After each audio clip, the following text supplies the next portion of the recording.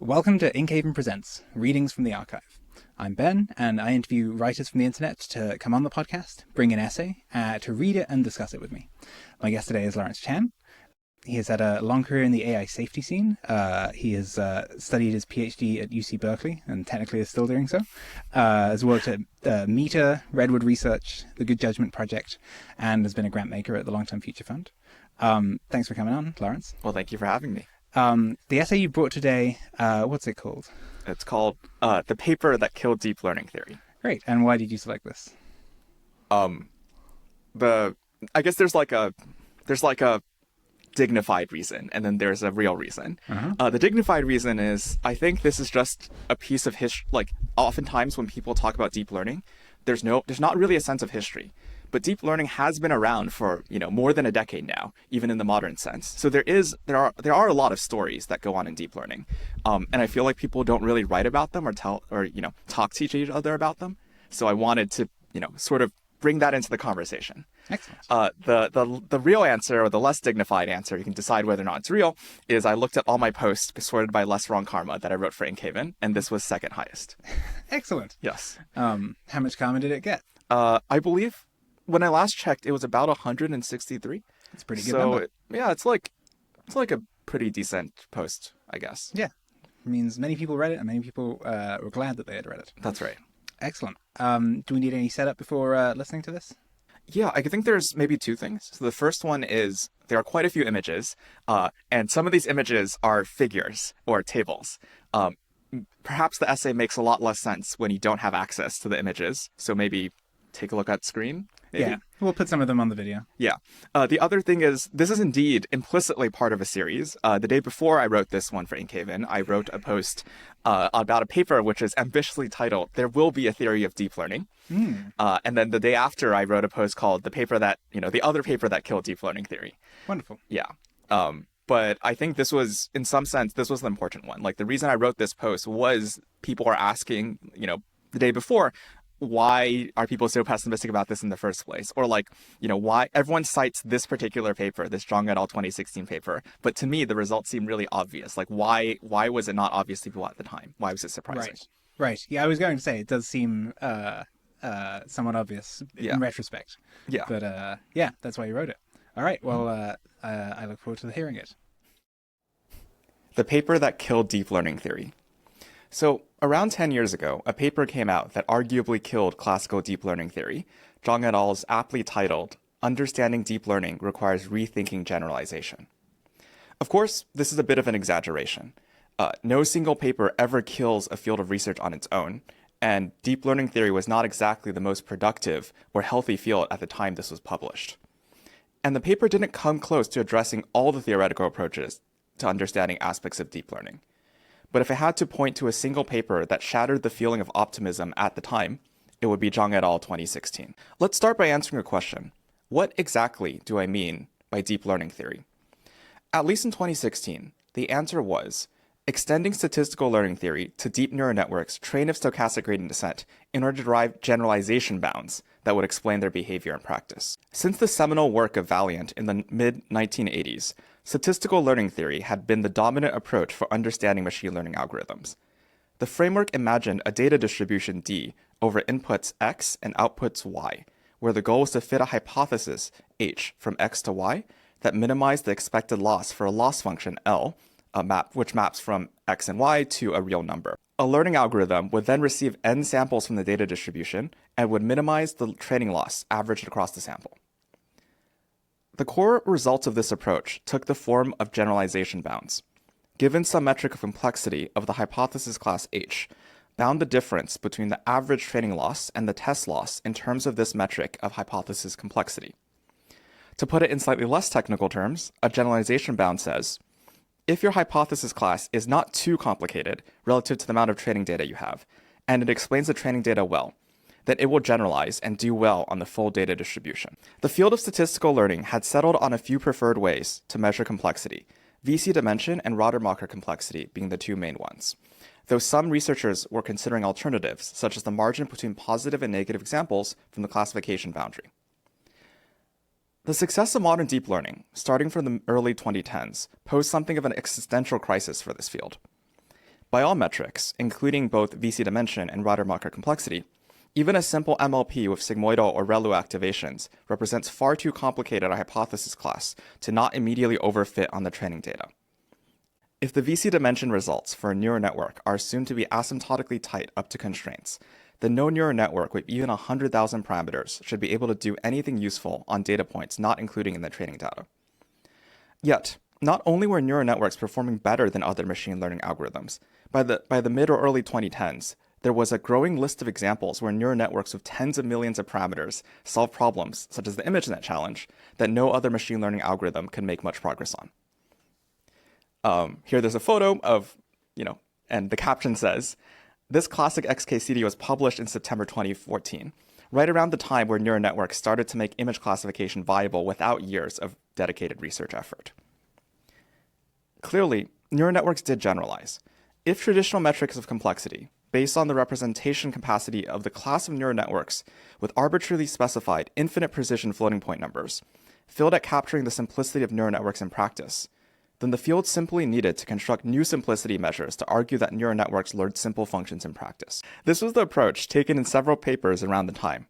For example, Neishiber, Tomioka, and Cerebro's norm-based capacity control in neural networks constructed a complexity measure based on the Frobenius norm of the weight matrices in a deep neural network. Hart, Recht, and Singers, train faster, generalize better, stability of stochastic gradient descent, showed that neural networks trained with a small number of SGD steps with sufficiently small step size was uniformly stable in that removing a single training example would not change the model's loss on any particular test example by very much. At least when I first entered the field of deep learning as an undergrad in early 2016, there was a sense of cautious optimism. We would find a way in which neural networks and realistic regimes were simple, and thereby derive generalization bounds that would be applicable in practice. So, what did Zhang et al. 2016 actually show? Why did understanding deep learning require rethinking generalization? The central finding can be summarized as deep neural networks easily fit random labels. Specifically, the authors trained neural networks on the standard at the time CFAR10 and ImageNet benchmarks to memorize random labels, while following standard procedures and training for the same order of magnitude number of steps. They also showed that with similar techniques, neural networks could be trained to memorize random noise inputs. Why is this an effective death knell for the simplicity and generalization bound approach? The authors' results show that the same class of neural networks trained with the same learning algorithm can generalize when given true labels and memorize random ones. This shows that the hypothesis class of neural networks that are learnable with standard techniques cannot be simple in any useful sense, at least for complexity measures that depend only on properties of the hypothesis class and data-independent properties of the learning algorithm. The paper has 5 important parts. Let's go through each of them. 1. The core empirical finding that neural networks can fit random labels. The authors train a 1 and a 3-layer MLP, an AlexNet variant, and an Inception variant on CFAR10. They train the models normally with the true labels, as well as 4 ways of corrupting the dataset.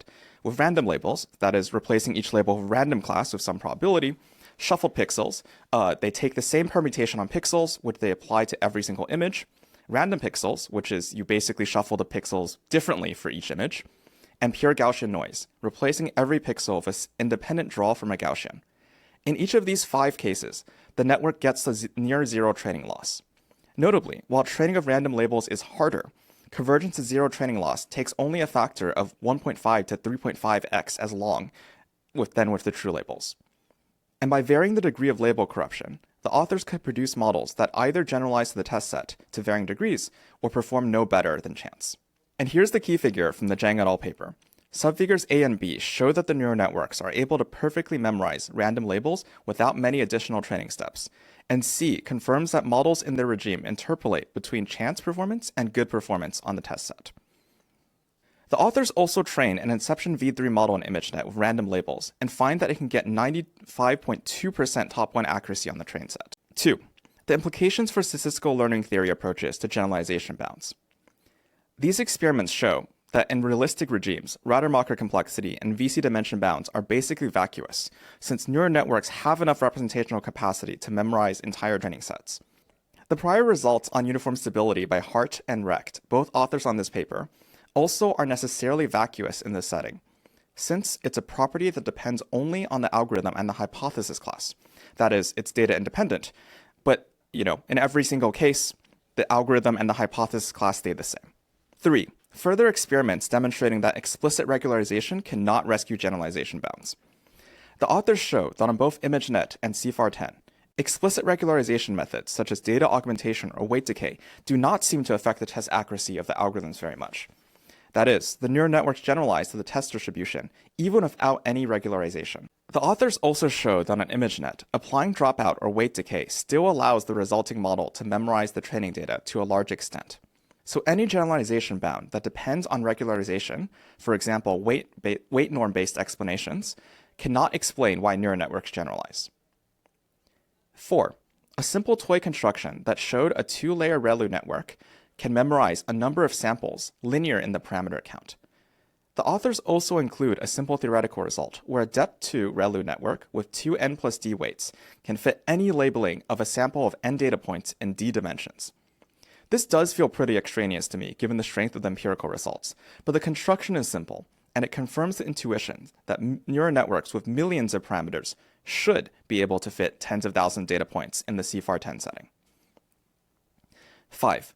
Some notes on how statistical learning theory fails even in a simple overparameterized linear regime. The authors consider a basic overparameterized linear regression setting and show both empirically and theoretically that SGD can learn a minimum norm solution that generalizes. The authors point out that statistical learning theory at the time had no explanation for generalization in this simple regime. They also demonstrate empirically that a smaller norm doesn't imply better generalization. By applying preprocessing to an MNIST dataset to increase its effective dimensionality for a linear classifier, the resulting much larger linear classifier had higher norm but less generalization error. Incidentally, this result also undercuts the norm-based approach to explaining generalization in neural networks. Amusingly, the quick thoughts put forth by the authors in this setting would go on to become quite influential, both in that people would continue to study the behavior of SGD and overparameterized linear regimes, and because it hints toward future puzzles such as double descent. So, how did the field of deep learning react to this paper? What were the attempts to get around this result using data-dependent generalization bounds? And what was the paper that arguably sealed the deal on the whole edifice and nailed the proverbial coffin shut? I'll answer these questions in tomorrow's post. All right. Well, thank you very much for reading that. I enjoyed listening to it. Thank you for having me on again. What did you notice differently reading it out loud than when you had written it? I think my style of writing has a lot of long sentences with varying kinds of punctuation. I no longer use n and m dashes very much because that's been categorized as AI slop. But I still use semicolons and colons and, sentences with complex phrases and so forth. And these just don't really translate very well, or they don't translate as well when you read them out loud. Mm-hmm. Which is kind of interesting because normally when we talk, it's not like we talk in full, discrete short sentences either. But I think the way in which I write is very much not super friendly to being read out loud by default. Excellent. Mm-hmm. Did you learn anything new about either the paper or about the world in the course of writing this essay? Yeah, so over the course of writing this, I decided to actually do some research. I wouldn't look a fool when someone who actually knew the history came around. I think the main part that surprised me is I had an impression that they did a lot more sanity checking for their results on CIFAR-10 than they actually did. So in the paper, they argue that regularization cannot be the answer to why deep learning generalizes, because without regularization, the networks still are able to learn very well. And also with regularization, they can still memorize. But they didn't actually check whether or not the networks could memorize with regularization on the CIFAR-10 dataset. I just thought, obviously you did this. I also completely forgot about their theoretical construction. Both because the theoretical construction there are two theoretical constructions. The first was the overparameterized linear setup, which was very much it's very much an object of study that people still talk about today. So it seemed very obvious to me. I did not realize this is one of the first papers in deep learning theory that was actually we should study this very simple setting. I also didn't realize that the authors had did this other construction that showed the capacity of ReLU networks in practice. And in a sense, that doesn't really matter because there were existing ones that, had huge numbers as well. The main contribution here is that they argue that you can memorize in a linear number of parameters with a 2-layer network instead of using a many-layer network or, using more than just linear in the number of memorized data points parameters. Mm-hmm. That makes sense. Yeah. Yeah. How does the amount of research you did for this post compare to other similar? I think you've written many Livestrong posts over the last 12 years. Some of them are much higher. Perhaps half of them at Inkhaven. I know. I was looking over the history. I was like, oh wow, yeah, that's a third or so. Yeah. I think some of them are obviously higher effort research posts. Mm-hmm. How did you feel about the amount of time and research that had to go into this one? Was that a good fit? Do you normally do more? Yeah, I think this paper turned out to be quite a good fit for how much effort I put in. So I think, the actual number is in the Inkhaven system somewhere. But if I remember correctly, this blog post took me about 4 hours to write, and about half of that was reading old papers. Did you know it would be as well received as it was? Did you expect that? I wasn't sure. I did pick the title knowing this is a kind of clickbait title that would cause people to click on it. Uh-huh. But I had some sense because the previous blog post, the There Will Be a Theory of Deep Learning paper review, was pretty well received. Mm-hmm. And this seemed like a pretty natural follow-up to that. I did not expect this to be better than that. I think I just have a lot of difficulty sometimes predicting what things get a lot of less wrong karma. By default, I assume nothing gets less wrong karma. And sometimes the things get a lot of less wrong karma, or, in this case, a medium amount of less wrong karma, and I get, pleasantly surprised. What was another one that did well during Inkhaven? Yeah, I can just name my posts by less wrong karma as I last looked at them, right? So the highest karma post was a post called "Quality Matters Most When the Stakes Are Highest." Oh yeah, yeah. I remember you talked to me about that one, or in Slack before you wrote it. Yeah, that was a really short. That was a really short one that surprisingly took a lot of time to write. I think it was just a complicated and tricky subject matter. But that one has 230 karma, 220 something karma. Mm-hmm. This one has 160. I think a thing I'm excited to ask you, which I realize I normally cannot ask people, mm-hmm. is how are the comments on these posts? Was there any particularly good ones?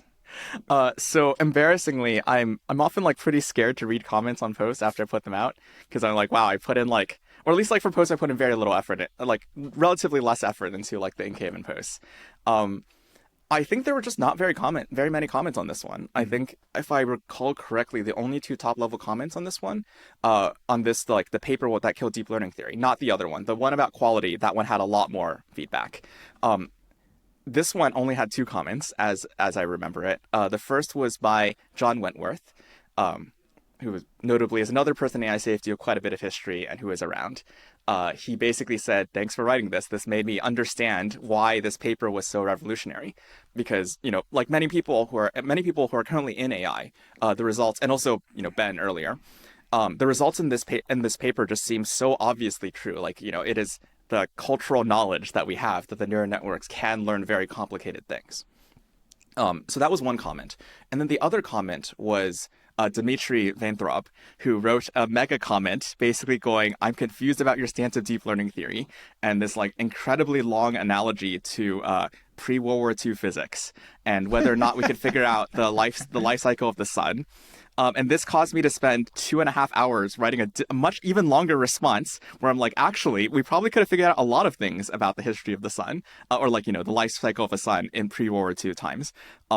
Yeah, and physics at the time, insofar as you use physics and figuring out the life cycle of the sun as a metaphor for deep learning theory and the understanding what's going on of current models, the analogy doesn't go through. Physics had many more wins regarding the sun, or even theoretical physics, even quantum mechanics or special relativity had lots of concrete wins, even by early World War II, that deep learning theory just does not have. Even forgive the tangent, but you're saying that prior to what point we could have figured out the things about the life cycle of sun? What would we have been able to figure out? Yeah, absolutely. I don't have the comment on hand, but I can sort of try to remember what was in it. I can. Your comment or his comment? It's my comment. Let me pull it up here. Yeah, he was saying pre-World War II physics. So in basically he was making a distinction before we had the atom bomb and before we actually could fuse atoms on our own. Like, how much could we have known about the life cycle of the sun? This is also before like modern quantum mechanics. So this is before the field theory stuff, I believe. And this was definitely before the standard model as we understand it now. So his point was just like, well, nowadays we know a lot of facts about the life cycle of the sun that are dependent on facts about like, relativistic quantum mechanics, or dependent on, certain ways in which neutrinos interact that we could not have figured out before any of this physics. Someone who had thought, someone who looked in, like, his argument was someone who looked in 1930, who looked at the field of theoretical physics and who was interested in life cycle of the sun. They would go like, there's no point studying quantum mechanics, right? Like, what's the point of doing more quantum mechanics? And my response was just, actually, we knew a lot about the sun. So we had a lot of like empirical observations. You might argue that we have empirical observations and models now, but the empirical observations that we had about the sun were quite like specific or quite useful. So for example, we had the idea of like emission lines or absorption lines, and using the absorption lines and emission lines, we were able to figure out that the sun was composed of hydrogen and helium. Emissions of what? Light from the sun. Oh, yeah. Right. So the sun emits certain wavelengths and it absorbs certain wavelengths. I guess the sun doesn't really absorb certain wavelengths, but there are certain wavelengths missing in the spectrogram of the sun, or certain wavelengths that are peaks in the spectrogram of the sun. And then these correspond to basically hydrogen and helium. So we knew basically at the time what was made, like what the sun was made of. In fact, I did a bit of research for this because I was like, I'm pretty sure this is right. And in 1925, that was when one of the PhD theses that was basically arguing that the sun was composed of hydrogen and helium, that came out. Also at the time, we had the mass spectrograph already, so we could very carefully measure the weight of various like atomic nuclei. So we knew that helium, the helium-4 nucleus, weighed a lot, like not a lot, weighed like very, very, very slightly less than 4 protons. And then this was proposed in 1920 by, I believe, Eddington as the mechanism through which the sun generates, heat and light. Huh. Yeah, so we actually knew a lot. And notably, we had the Hertzsprung-Russell diagram. This is the diagram about the life cycle of a star, or, the distribution of stars as a function of luminosity and temperature. So we had that. There's, I guess, part of the confusion was we weren't sure how to interpret it. But Eddington, by the 1920s, he was arguing that actually stars don't move along this life cycle because there's a relationship between luminosity and mass. So like the stars can't be gaining that much mass or losing that much mass. So the stars must the sun is not going to move into being, a blue hypergiant or something. It's not going to become a red dwarf. It's going to involve something different. But so I understand the structure. I think you were arguing, so he was saying that if your argument was valid here, then analogously, you would have argued that there was not more to learn about the sun? No, I think the argument would be, so it's a little complicated what the argument was. I think the argument was something like, was theoretical physics in like early 1930s or late 1930s the sort of thing that, I would say is not useful for understanding the sun? Mm-hmm. Like that's the sun. So like it's not just like about like should we understand the sun? It's about like whether or not theoretical approaches to understanding the sun were paying off, or theoretical physics was useful for understanding the sun. And it turned out it was, right? So importantly, we had observations of white dwarfs by the 1920s, and we just for a while we didn't know what they were. But later on, after the Pauli exclusion principle was discovered proposed in 1926, papers came out that were basically like, no, the white dwarf is held up not by thermal oscillations of the electrons, or, not because the molecules are pushing against each other, but because if you try to pack the electrons any more densely, they would have to occupy the same quantum state, and that's not allowed. And so electron degeneracy pressure is what's holding up the white dwarf. And in 1931, I believe Chandrasekhar, the Indian genius mathematician, he calculated that no, actually, the white dwarf, there's a limit to how large white dwarfs can get. And so, that caused people to look at this and go like, actually, there's a level beyond the white dwarfs, which is the neutron star level. And this theoretical prediction of neutron stars was confirmed like a few years later when they looked into the sky and found pulsars, or they as an explanation for pulsars. And at the same time, and the interesting fact about that is at the same time they discovered it, the people who discovered it also proposed that this is that supernova were the result of like normal stars transitioning to neutron stars. So we knew enough theory to basically go to predict like new states of stars or new kinds of stars, and then there were just proposals about what happens to stars at the end of their lifetime, and one of the proposals was it goes supernova. Of course, like it's true that we didn't know whether or not the sun would go supernova. It seemed plausible, I think, that the sun it was not obvious that the sun would become a white dwarf. White dwarfs were considered very rare because they're, very dim and very small stars. Yeah. So we had very few observations of them. But yeah, anyways, this is a bit But off wait, topic. yeah, but I just want to understand the structure of the argument. So you were saying, so you're saying about deep learning that it is not currently very amenable to theory. Or like the statistical learning theory branch of deep learning, the like generalization bounds with like simplicity, that approach has not really worked out, and it's largely been abandoned even in academia. And the commenter was writing that we should have more optimism in it? Or the commenter Dmitry argued that basically you shouldn't generalize away from the failure of this one approach to general pessimism about deep learning theory, because like if you generalize from the failure of like one branch of physics to explain the stars, you might have generalized in a way that caused you in 1930 to go like, actually theoretical physics is not useful for understanding the life cycle of the sun. I see. Yeah, it's a very complicated, sophisticated argument. Your response is actually, not only is this theory not working, but there are lots of clues and hints and details that we knew at the time about physics that suggested other theories. Notably, the thing I wanted to say, which I got a bit distracted by empirical observations, is that we had special relativity, and special relativity, relativistic quantum mechanics is what let Chandrasekhar calculate the like 1.4 solar mass limit for white dwarfs, and we had knowledge of like fusion. We didn't know exactly how it worked, but we had some knowledge of the components, and we know that theoretical physics was making progress on understanding these interactions. So we had a lot more like points. We had a lot more hooks in. Yeah, that's right. Like if you're like someone in 1940, right, or in 1938 or something, and then an annoying person comes to you and is like, "Hey, why is quantum mechanics relevant for anything?" You probably couldn't say the atomic bomb, but you could say, look at the stars. We've actually understood a lot about the stars, and our understanding of the stars depends on both special relativity, general relativity, and also quantum mechanics. Yeah. So it has been useful in a bunch of ways. That's right. It's been concretely useful for understanding like facts about stars for at least like a few decades at that point. Great. It's funny that you mentioned. So you only got 2 comments on this one, Wentworth and Dmitry. Yeah. It's funny. I think had I read those, I would have thought, oh yeah, cool. John likes the thing, and Dmitry has a bunch of complicated, detailed counter arguments. Yeah. But as you say them out loud, it does sound to me like there's a fairly a lively kind of research culture of I think it's good that John found out why everyone cared about deep learning, this particular paper. Yeah. And he is another researcher in the field. And it sounded quite productive when you said it out loud. I was like, oh, good job. Part of the reason I wrote this post as a post was the day before I had actually wrote a comment. I was doing my lit review on Less Wrong about what other people have written about deep learning theory. And there was this comment thread, which is like, I don't understand why this seminal paper was so destructive. And then it was 2 years old or 3 years old at this point. I went back and wrote a comment saying, here's why it was so bad for people.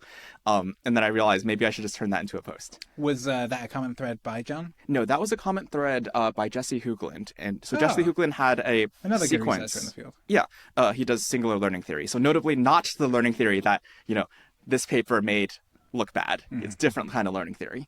But yeah, Jesse Hoogland wrote this sequence when he was first entering AI safety back in 2023 called The Shallow Reality of Deep Learning Theory. Mm-hmm. And one of the posts was about how singular learning theory doesn't fall prey to the arguments in Zhang et al. How did you feel about the comments on your other posts?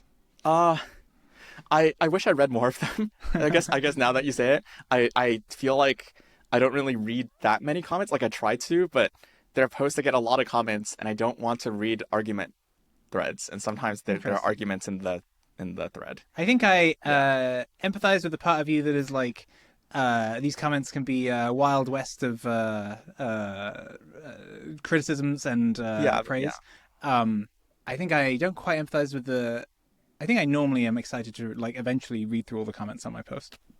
But it seems you're I think part of the problem with my Inkhaven posts is I feel like normally I put in my blog posts, even the shorter ones. So 4 hours is probably, or 3 or 4 hours is probably the shortest blog post I published before Inkhaven, or that's the amount of effort that went into the least amount of effort that went into a blog post on Less Wrong that I put out before Inkhaven. And for Inkhaven, that is like the most I put into any of my posts. And so I'm just like, wow, this is low quality. And I'm just like, I'm so worried if I look at this, the commenters will be like, yeah, this really sucks. You know, why did you write this shitty blog post? And yet you've had some really good receptions. I've had some really good receptions and a lot of very mediocre receptions. Yeah. And notably, one of the things that's given me hope in is there seems to be a strong correlation between how much effort I put in and what my Less Wrong karma on the thing is. A positive correlation? A positive correlation. Oh, that's not normally...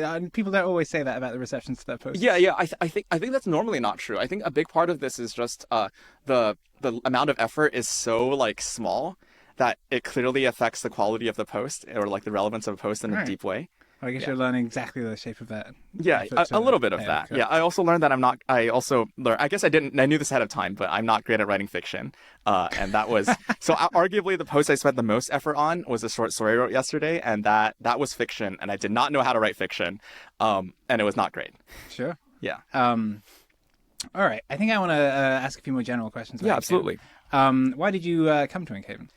You invited me, actually. Yes. You messaged me and says, hey, you should do Inkhaven. The last Inkhaven, actually. And I did not do the last Inkhaven. Right. And this time you messaged me again saying you should do Inkhaven. And last time I was a lot more busy with my job. So I couldn't really justify taking time off. This time I'm a lot more free. And so I was able to do Inkhaven. Yeah, I think you're in like a small sabbatical period. I'm on leave from my job, basically. Gotcha. Yeah. What were your writing goals during this Inkhaven? Or at the start going into Yeah, I think I had really ambitious writing goals. I think I wanted to go like, well, I have all these like big pieces of writing I want to finish, and like I'm gonna like actually figure it out and publish them. I've at best, I think at this point, given that there are 3 days left, and one of them I need to write as humor to earn my Inkhaven badge. I only will publish 2 of these ambitious pieces. Yeah. But yeah, I thought I would spend a lot more time engaging with writing, and I don't think that actually happened. Mm-hmm. You mean engaging with other people's writing? Both, right? So I've read maybe like 30 or 40 other blog posts by other people. Yeah. Which is, not very many. It's fewer than one per participant. Yes. So that's my fault. Like I should do more of that. Yeah. But I think also just I didn't spend that much time writing. I remember seeing a dashboard from you yesterday about like, who submits their post latest to the portal. And I was number 2 after Katya. Yes. And like right before, sorry, maybe I shouldn't name and shame the other people, but like, yeah, I was number 2. And then also like, yeah, and that's just sort of reflected. Like, I think for a while, my median blog post effort was something like about an hour, maybe less even for weeks. Though fortunately this week it's been like each of the blog posts has been like 4 or 5 hours or like 3 to 4 hours of effort. That makes sense. Yeah. Did anything about the experience here at Inkhaven surprise you? I was just surprised about people writing blogs that were actually blogs. Uh-huh. Let me unpack that a bit. Like I've this impression of like blogs from the olden days of WordPress.com. Yes. And that was just people writing about their personal lives or like, this is the thing that happened to me. Like this was like, to be fair, I wasn't around for this. This is my impression from the cultural osmosis I received over time. How old are you? I'm 29 right now. Right. Same. Yeah. So I'm like right about the age where like Facebook started around when I was starting to use the internet. Yeah. So I did not encounter the WordPress.com blogging days. But it turned out a lot of the blog posts I read, were just people going like, yeah, here's how my day went. Or like, more saucy ones like, let me tell you about my thoughts on masturbation. Okay. There were a surprising large number of posts like that. But also, yeah, I would expect I expected a lot more of it to be about people's specialties. But even for people who were like specialized in one field or known for writing in that field, like maybe like 30% of their writing was just not in that field on average. Yeah. That makes sense. Yeah.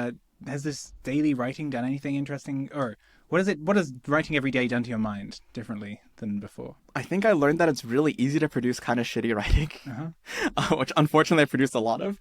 I think being in the habit of like trying to come up with writing ideas very quickly, it was a kind of interesting exercise. I think by default, my old writing style, the blog posts I have written until now, the majority of them were either I saw a paper online and that made me upset, or something happened in my personal life, or something happened, in my work, and people were like, you should write a blog post about that. So I wrote blog posts on request, or like, when like divinely inspired or something. And I didn't, I can't do that, right? I have to actually come up with them. And one of the things that also surprised me is I have a list of blog post topics that I maintain in like, a Google Doc somewhere. And when I look at those, I was like, wait, actually, almost all of them are way too high effort for a single day. And so I'm not going to do them. In fact, I have not done most of them even now. What was the easiest piece to write at Inkhaven? What do you mean by easiest? That it flowed out of you most naturally?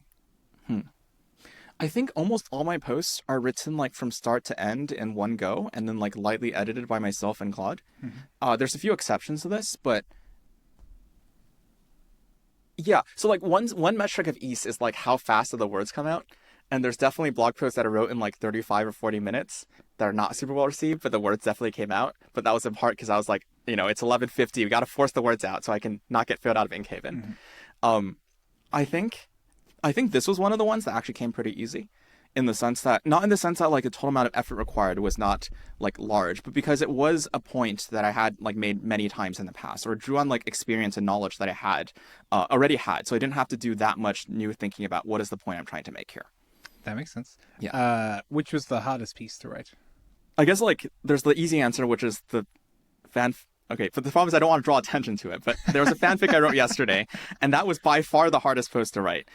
It was... Why did you write it? Because Inkhaven has a prestige challenge where if you write 7 different genres of posts, you get a badge, and I was missing humor and fiction. So you tried to do both in one? Well, no, I tried to do fiction yesterday, and today I'm doing humor. And did you get any input on the fiction? Did you ask for any advice from any of the fiction writers around here? I asked for advice from Alexander Wales 2 weeks ago, and didn't really incorporate it because yesterday I was like, this can't be that hard. Let me just bang it out. And it was quite hard. It took me like more than 4 hours to get it out. And I was just really upset throughout the whole thing because I'm like, wow, fiction writing is so ridiculously hard compared to like, the normal type of didactic or informative blog posts I write. That makes sense. Yeah. What were you proudest? Which piece of writing were you proudest of during Inkhaven? And is it this one? Yeah, I don't know. Maybe I'm really basic and I'm just like, I go by less strong karma. But I think this is one of the ones. I like this one quite a bit. I think there's a sense in which this doesn't provide that much marginal value. This is more like a historical, informative piece than it is an actual like, here's takeaways for you as a current deep learning practitioner kind of piece. I think I'm proud of this one. I also like the post that I featured downstairs in my poster, which is quality matters most when stakes are highest. And I think that one was more personal, and that was also quite hard to write. It was not super long a post, and it also took me like 3 or 4 hours to get out. Why did you want to write that one? I think I was just annoyed at a certain like aspect of thinking. So basically like it's easy to feel like, oh no, I'm under a lot of pressure. I need to produce results, so I should let my standards slip. Especially like, and a lot of the post is a story about Hwang Woo-suk, I believe is his name.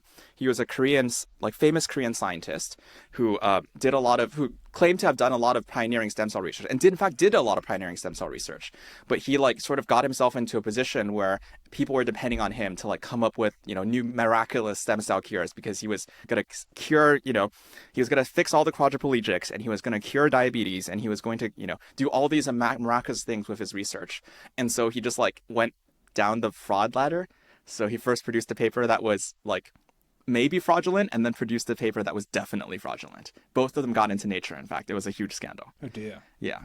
And it's sort of, this is an analogy in a sense to like doing research in AI safety. Like I think many people in AI safety have this feeling of the weight of the world, where it's like, I need to figure this out, or else, when Anthropic's AI does an uprising in 2030 or I guess nowadays it's 2027. When AI 2027 happens, my research must be ready. And so this is like sense of like everything is super high stakes and super important. I need to get my research out. Like I'm just gonna like not pay attention to the various signs of confusion or warning signs I have. I don't want to give examples. I think that was sort of not the point of the post, but I think this is indeed quite a phenomena that happens a lot in machine learning research, even in AI safety. And I think a lot of why this happens is people, sort of don't want to critique each other, or don't want to like critique their own post too hard because of this feeling that if my research is wrong, then like everything is screwed. Yeah, and that was sort of my point. Like, the quality, ironically, right? You might think that, oh no, we're under a lot of pressure. We have to produce the results. You might think that this justifies like cutting corners to get the results. But when the results you're trying to produce are sort of scientific artifacts, right? Like sort of knowledge for humanity. Producing fake knowledge is much, much, much worse than producing no knowledge. And so ironically, because the stakes are so high, sometimes it justifies spending more time trying to figure out, are my results real? Would you say many of your posts are motivated by being annoyed with someone? I think it's hard to say, right? Like, I think a fair number of my posts are or I guess like more of my unpublished posts are me being annoyed at someone. But a few of them are indeed being annoyed. I think my highest karma post on Less Wrong right now, the one that's at the top of my profile, is a post called something like "Beware General Claims About Generalized Reasoning" or something. And it was Gary Marcus writing some tweet threads saying like, "Hey, everyone, all the people in alignment need to engage with this paper right now because it shows like, why you guys, why AI is not going to happen." And, normally I don't take bait like that, but, for some reason that really got me. And I spent like 3 days or 2 days just writing this post about first of all, looking into the paper, and then afterwards going like, why this paper doesn't show what Gary what Gary was claiming it showed. And more importantly, like why sort of this phenomena of overclaiming or this like desire to go like, we've shown that none of deep learning can possibly work, where this comes from. So it's sort of, yeah, I guess that was indeed like me being annoyed at someone and then going into it. But I try to make my posts more constructive. I try not to make my posts just, this paper sucks, y'all, don't like it. It's funny, you mentioned both replying to this person writing something that seemed pretty silly, and also explaining something very basic that many people seem to not understand. And I think I had a sense from with both of them that you didn't think that they were like as valuable as some cutting edge research piece. But I do think that if I see the like group of people as a whole who are trying to reason about this, I think both of those two things happening seem very healthy to me. I'm like, I'm glad that that happened because some people were not caught up on something very important. Yeah, like a lot of Scott Alexander's pieces are managing to convey something fundamental to people who did not previously understand it. Even if, he's always like, half the people tell me it's obvious and half the people tell me it's groundbreaking, and this suggests that I helped bridge something. Yeah. And the other one as well, I'm like glad that someone has written such a thing. It seems healthy. Fingers crossed I'll get the other one, this very long, 3 times as long as that one argument. Hopefully that blog post comes out. That's neat. We'll see. Probably by the time this podcast comes out, it will have come out or will not have not. And the other one at Redwood about how LLMs are better than humans at next token prediction. Yeah, that's right. Yeah. How do you feel about those? Looking back on those, I didn't expect that to be a big deal because it was sort of like Fabian did some random science and then he was like, "Hey, do you want to take a look at my notebook and let's write it up?" And so I took a look at the notebook and we tried to interpret the results and wrote it up. It was just like, it was just sort of a simple check. Like, this was back in the GPT-2 era, so these were very, very small, very dumb models by current standards. It was a GPT-2 era. It was That's right. Prior to ChatGPT. It was. I believe this research was prior to ChatGPT. Yes. I remember it was a really good piece because I think many people were arguing a lot about. There was such a wide error bounds on how good AIs are, or it was such a wide opinions, and it was just a very simple, specific, empirical point about the competence of this particular systems. Yeah, that's right. I mean, nowadays it's not even a question, right? But nowadays the question is like, what percentile of software engineer is Claude Mythos at, or GPT 5.5 at? Is it 99 or 99.99, right? But back then, GPT-2 could barely write English, and so there's a question of like, is this model smart? Like, is it model like good at something, or is it smart in some interesting way? And like the thing we checked was, yes, the thing that the models were trained for, like predicting the next token. And it turns out, the models are pretty good. In fact, like GPT small, the 125 million parameter model, beat every single person in our sample except for one. Yeah. But this is kind of funny. We had like a bunch of people clustered, and then there was like one guy who's an outlier. Yeah. Did you ask him how he did well? It was Paul Cristiano, and he said he just thought about it. Oh dear. I don't mean to. It reminds me of the Scott Aronson thing about whether people can output random strings. Yeah. Just use your free will. Yeah. Everyone was terrible at it. The computer could predict whether it was a human or not, except one guy who was damn near perfect at producing a random string. Yeah. And he was like, "How do you do that?" And he's like, "Yeah, I just use my free will." Oh, I have a cheat answer to how to do that one, by the way. You can just memorize the digits of pi or like another like pseudo, another like and then if it's famous even... number. Yeah. And then basically go like, is it even or is it not? And then you could just use that to generate numbers. Nice. And this is, well, I mean, this, to be honest, like if someone who isn't, a math expert looked at this, they might be able to figure it out. But the algorithms that people are using to predict what you say left or right, like those are not sophisticated enough to pick this up.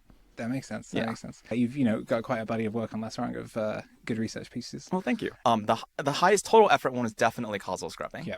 But that was in large part because there was like 10 people working on it, and I like contributed like 40 or 50 hours of effort total.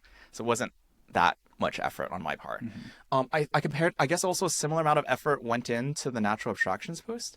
So this was a post that was also me getting annoyed, which was me looking at John Wentworth's writing and going like, come on, the theorem you want to show is so easy. Let me just prove it for you. And I proved it in like 2 hours. And then I was talking to Eric Jenner, who was also annoyed. And I was like, look at this proof. And he's like, what a cool proof. Let's get this together and like clean up the natural abstractions agenda or something.